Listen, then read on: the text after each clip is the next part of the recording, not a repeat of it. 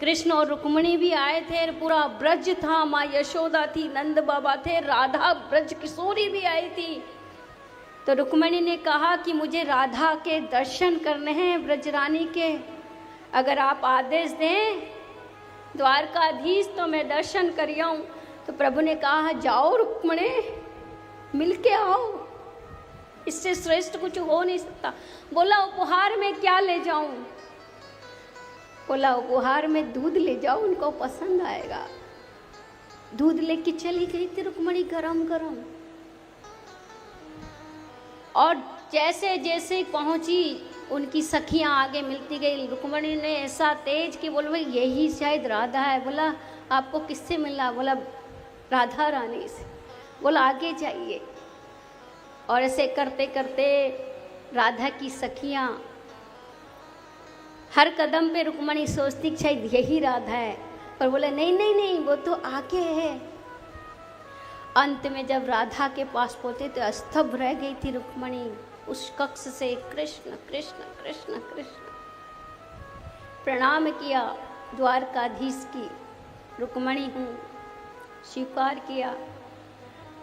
पारितोष के रूप में दूध का कटोरा दिया।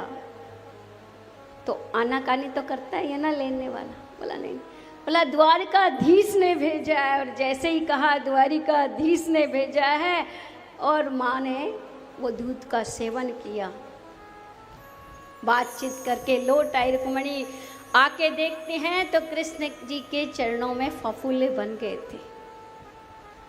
बोला प्रभु नारायण, मैं तो अभी आपको स्वस्थ छोड़ के गई थी, आपके चरणों में क्या कर हो गया? तो प्रभु बोलते हैं रुक्मिणी, पहले तो घाव देती हो और फिर महरम लगाती हो, तुम्ही ने तो घाव दिया है। बोला मैंने घाव दिया है। बोला हाँ, बताओ क्या करके आई? बोला कुछ नहीं, मैं तो रुक्मिणी राधा से मिलके आई हूँ। बोला क्या लेके गई थी?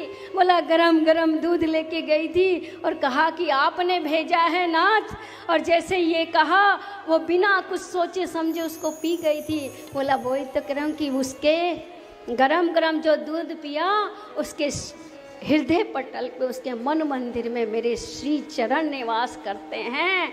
राधा को तो कुछ नहीं है, लेकिन मेरे चरणों में फफूले पड़ गए। पहले जला देती हो और फिर महरम लगाती हो। तो प्रेम तो ऐसा हो कि कृष्ण के बिना राधा रह ना पाए, राधा के बिना कृष्ण रहे।